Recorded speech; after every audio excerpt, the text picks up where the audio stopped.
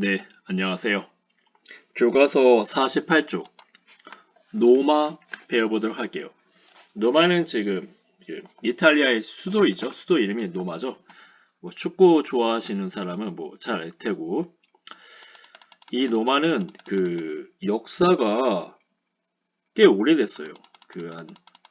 한 1000년 이상 가는 나라입니다. 나중에는 뭐 동노마, 서노마 이렇게 나누어지고요. 소노마가 한 5세기 때 망하고, 그다음에 동노마는 한 1000년 더 가요. 거의 한 2000년?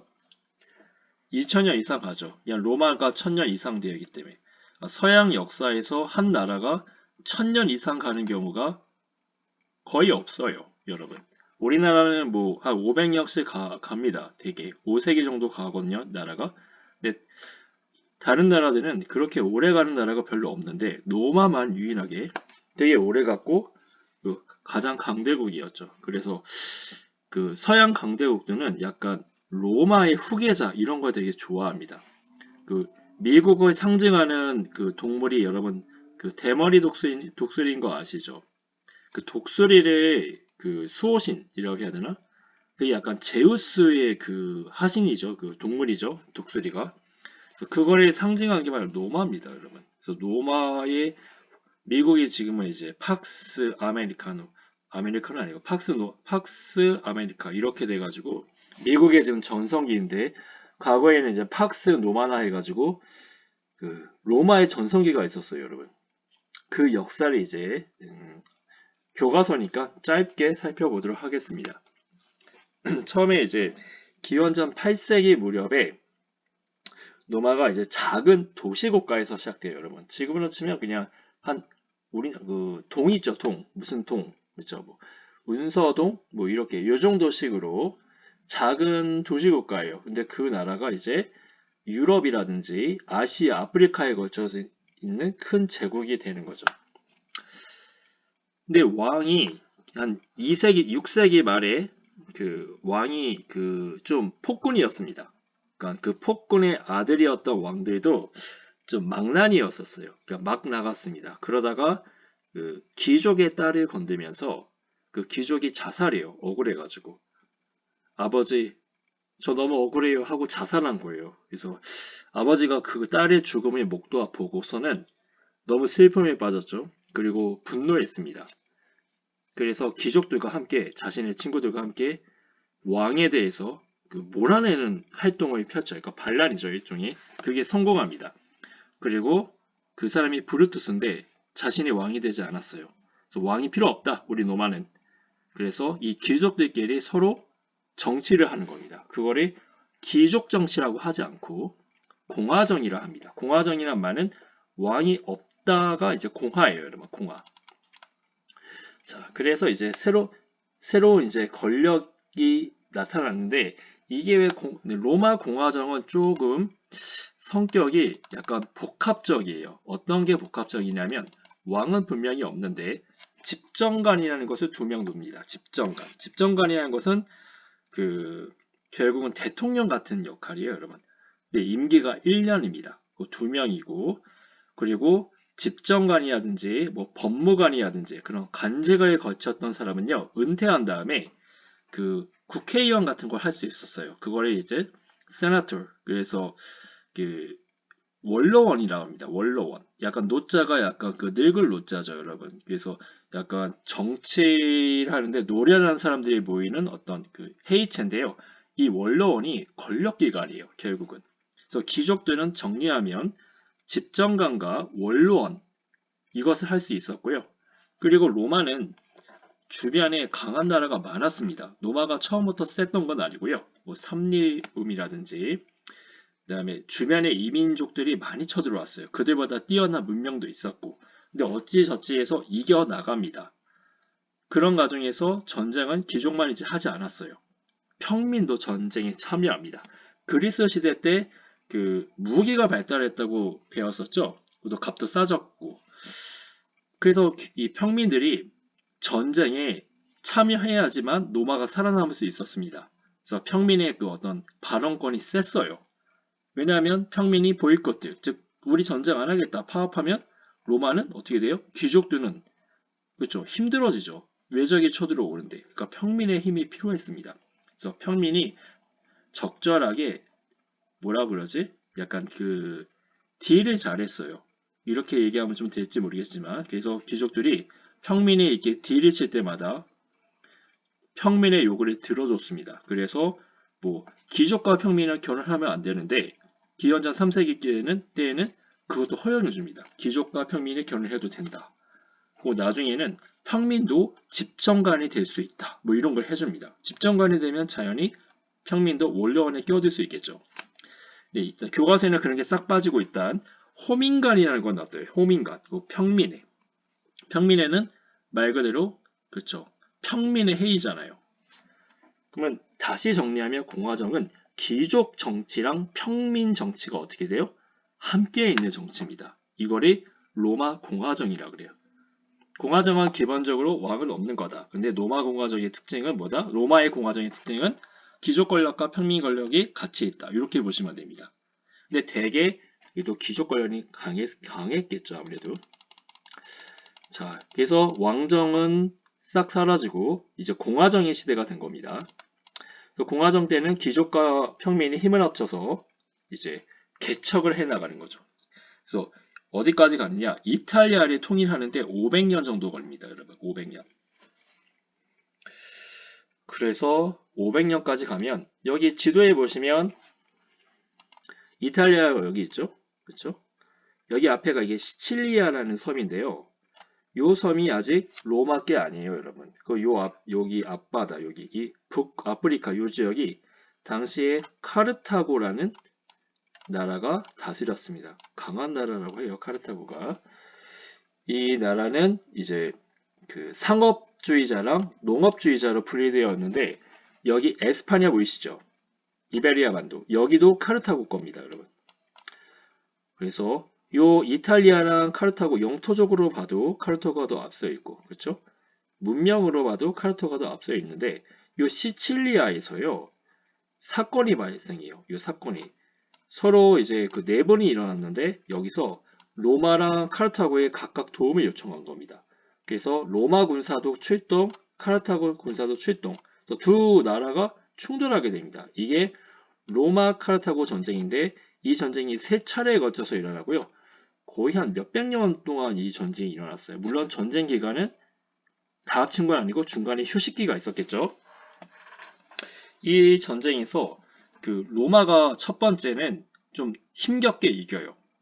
그러니까 로마가 이 전투력이 뭐 강한 것도 강한 건데 로마의 장점은요. 상대 국가의 장점을 흡수해서 강해졌습니다. 그래서 뭐 그리스의 철학을 배운다든지 그다음에 위에 있는 민족들과 싸우면서 그들의 어떤 그 공격 어떤 방법이라든지 이런 거 다 흡수했어요. 그러니까 적에게서 많은 걸 배웠습니다. 이 로마는 굉장히 실용적인 문화를 가지고 있어요. 어떻게 보면. 왜냐면 자존심 때문에 상대방의 문화를 안 배우려고 했을 거 아니에요. 고대인들은. 네, 그러지 않았습니다. 그럼 살아남기 위해서 이들은 좀 최선을 다한 것 같아요. 어쨌든 그러다가 이제 2차 때 이 카르타고가 하니발이라는 명장이 로마를 공격해요. 어디서 공격하냐면 여기 에스파냐에서요. 코끼리 부대를 이끌고 이렇게 가서 이탈리아 위 알프스 산맥이 있어요, 여러분. 해발 고도가 4,000m가 넘습니다. 여기를 코끼리와 함께 이제 넘어요. 근데 코끼리가 여러분 열대교회에 사는 동물이잖아요. 여기는 이제 눈이 있잖아요. 코끼리가 막 굴러 떨어지고 난리가 아니었어요. 그래서 반 정도는 아마 죽었고 어찌어찌 넘어갔습니다. 이탈리아 사람들이 코끼리 처음 봐요. 그러면 코끼리를 보면 코끼리가 돌진하면 어떻게 막아요? 막을 수가 없습니다. 그래서 뭐 방패라든지 창이라든지 잘 구해서 이렇게 전략을 짰는데 코끼리가 돌진하는 거예요. 이 하니발의 군대가. 이거 어떻게 돼요? 다 박살이 납니다. 그래서 져요. 그래서 하니발이 갈 때마다 로마군이 패배합니다, 여러분. 15년 동안. 그런데도 결국은 하니발이 졌습니다. 로마인들이 잘 버텼어요. 버텨서 이겼습니다. 그리고 하니발은 보면 보급품이 없어요. 그리고 식량을 충분히 가져오지 않았습니다. 그래서 그런 이유 등으로 아무튼 하니발이 이제 패배하고 로마가 결국은 카르타고를 점령하면서 이 땅을 다 로마의 영토로 차지합니다. 그러면 여기에 있는 이거 지중해죠. 이 지중해가 로마의 호수가 돼버리는 꼴이 돼버린 겁니다. 이게 바로 로마 카르타고. 이러므로써 이제 로마가 제국으로 이제 발전하는 것이죠. 근데 이제 여기에는 문제가 있어요. 무슨 문제가 있냐면 이 넓은 땅을 누가 차지해야 돼요, 이제? 그리고 이 카르타고 사람들은 다 노예로 만들었습니다.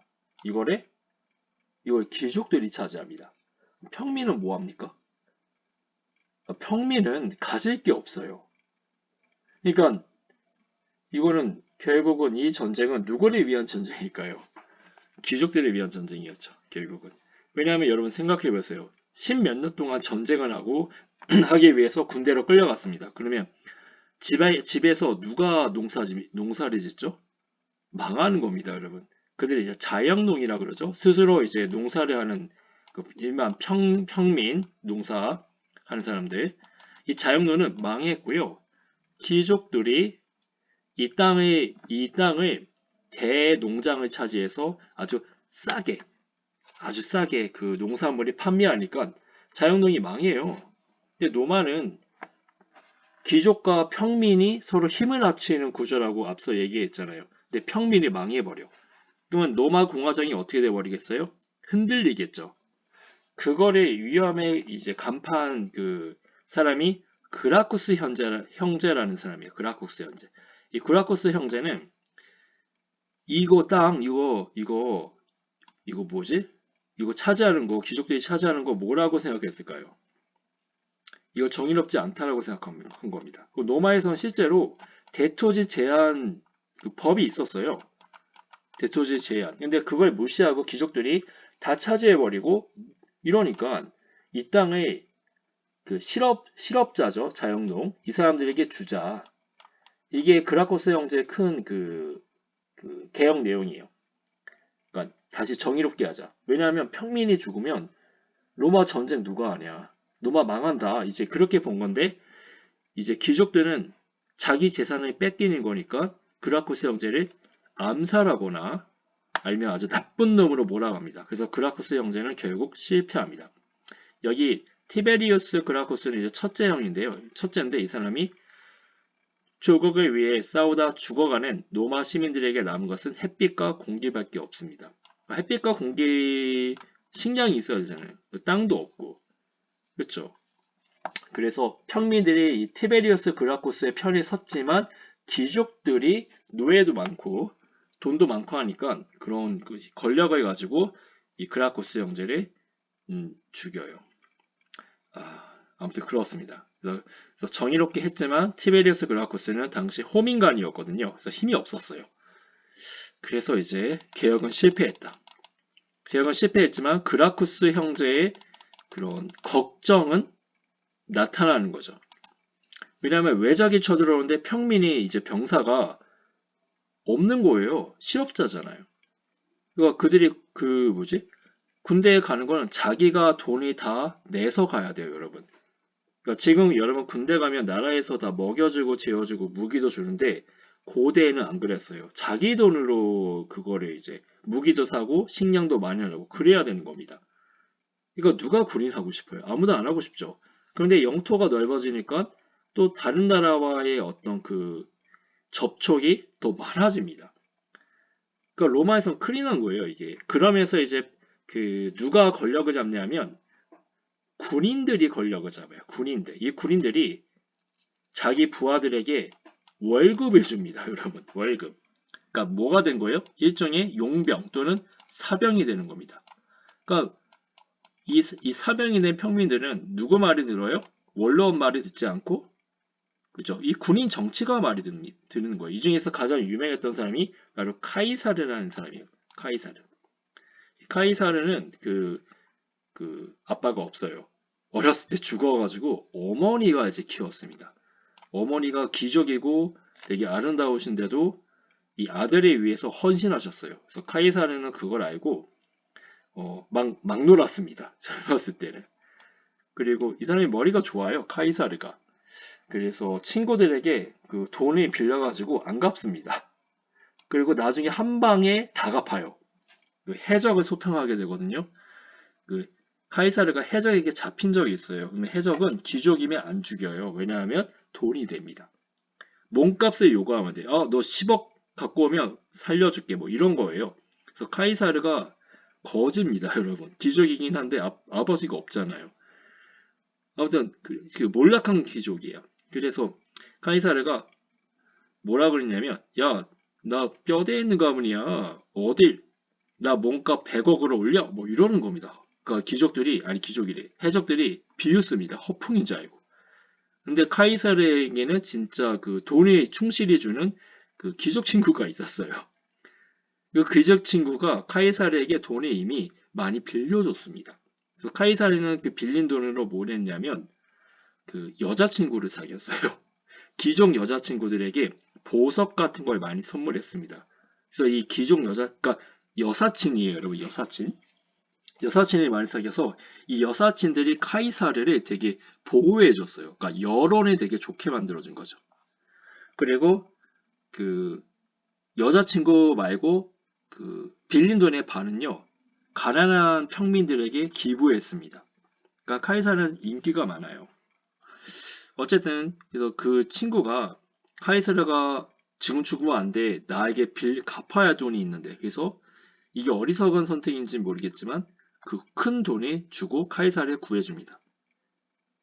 그래서 카이사르는요, 해적들하고 농담 따먹기 하듯이 막 친해졌어요. 그래서 카이사르가 뭐라 하냐면, 야, 내가 노마 가서 군대에 이끌고 니네 다 죽여버릴 거야. 뭐 이렇게 해도 해적들이 비웃었습니다. 네가 뭘 그러냐. 네가 네 주제에 막. 근데 진짜로 카이사르가 노마 가가지고 군대 가지고 와가지고 해적을 다 쓸어버린 겁니다. 그리고 해적들이 숨겨놓은 돈, 보물 같은 거 있죠. 그 싹 다 압수해가지고 빚을 다 갚아버려요. 아무튼 이런 사람이에요. 좀 통이 큰 사람이었죠. 그런 카이사르가 그 이제 사병을 이제 많이 해가지고 자신이 프랑스 지역을 지배하고요. 정복했죠. 그리고 영국까지 갔습니다. 이 카이사르가. 그래서 이제 너무 힘이 세지니까 이 귀족들이 카이사르를 제거하려고 한 거예요. 야, 너 이 쟤가 너무 세지면 쟤 왕 됐는데 우리가 처음에 왕정이었는데 왕정을 없애버렸잖아요. 그래서 공화정 되는 게 진리인데 이 카르스가 왕이 되려고 그러네? 독재자가 되려고 그래? 이렇게 우려를 한 거예요. 그래서 카이사르의 모든 권력을 다 박탈한다 했는데 카이사르가 명령을 따르지 않고요. 주사위는 던져졌다 하면서 군대를 이끌고 로마로 쳐들어옵니다. 원래 그 로마의 군대는요, 이탈리아 안으로 못 들어오게 돼 있어요. 그런데 카이사르가 어차피 날 죽이려고 하니까 그러니까 아예 그냥 모험을 한 거죠. 그래서 카이사르가 와가지고 다 쓸어버립니다. 그런데 이 카이사르는 또 자신의 적들을 살려줘요. 라이벌들을. 그래서 그것 때문에 카이사르는 결국 암살당합니다. 좀 씁쓸하죠. 그래서 그 카이사르를 암살한 그 사람 중에 자신의 엄마가 카이사르 여사친인 사람들이 많았어요. 그래서 그 중에 브루투스라는 사람이 카이사르에게 단검을 꽂았는데 이제 카이사르가 브루투스 너마저도 하면서 이제 죽었다는 게 이제 명대사라고 해야 될까? 아무튼 그렇습니다. 그래서 이제 아들이 없었어요. 이 카이사르는 친아들이. 그런데 그 사촌 누이인가 친동생 친여동생인가의 아들이 있는데 걔를 양아들 시켰습니다. 그 사람이 바로 이 사람이에요. 옥타비아누스. 여기 보면 옥타비아누스 있죠. 옥타비아누스. 이 옥타비아누스가 양아들이 되면서 카이사르의 권력을 받아가지고 다시 로마를 쳐들어갑니다. 이때 옥타비아누스는 카이사르의 적이었던 사람을 살려줬을까요? 용서해줬을까요? 아니면 다 죽였을까요? 다 죽여버립니다. 권력의 쓴맛을 다 보여줘요. 그러니까 이제 반대파들이 이제 엎드리는 겁니다. 그러면서 이 사람에게 옥타비아누스에게 당신은 존엄한 자입니다 하면서 아우구스투스라는 명칭을 불러주는데 이게 아우구스투스라고 이제 명칭을 불러줍니다.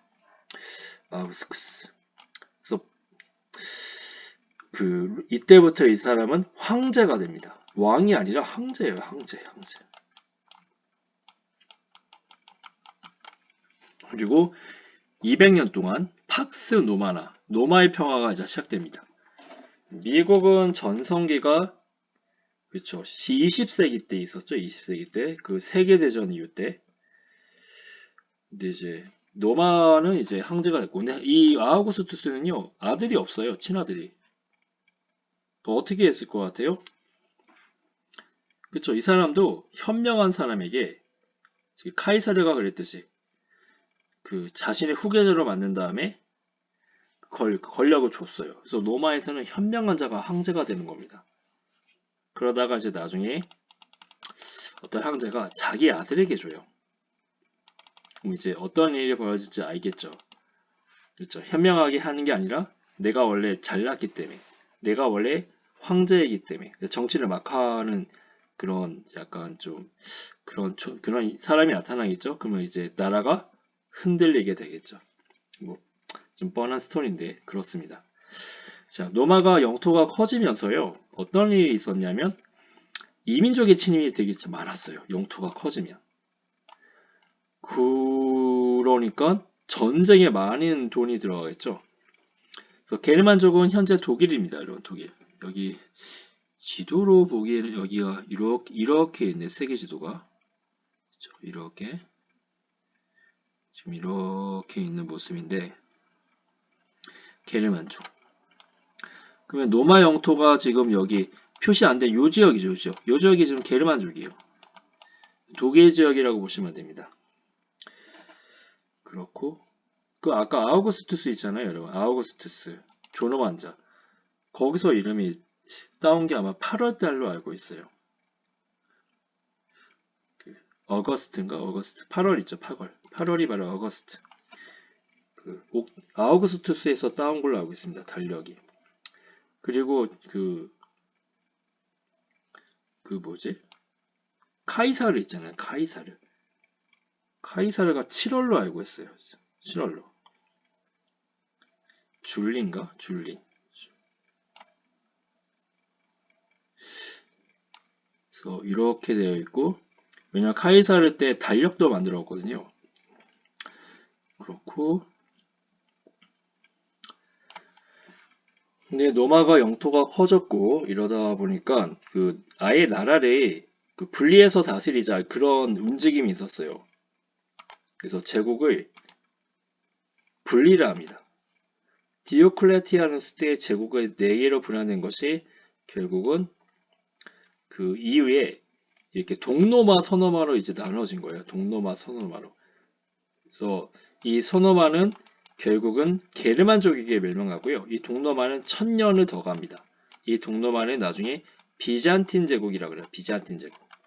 비잔틴 제국이 멸망할 때쯤 이 권위가 러시아로 넘어갔어요. 러시아로. 그렇고 이제 로마의 이제 어떤 문화를 보면요. 로마는 앞서 설명했듯이 실용적인 거 되게 중시하죠. 실용적인 어떤 것이 있냐면 여기서 이제 법이 있습니다. 법이 있고 12표법부터 시작해가지고 12표법은 간단한 거예요. 뭐 살인하면 이제 살인 이제 죽는 거고, 그렇죠? 그래서 이거 노마가 처음에 뭐예요? 작은 도시국가였잖아요. 도시국가. 도시국가에 사는 거 도시니까 시민이 살겠죠? 도시민. 이들을 위한 법이고요.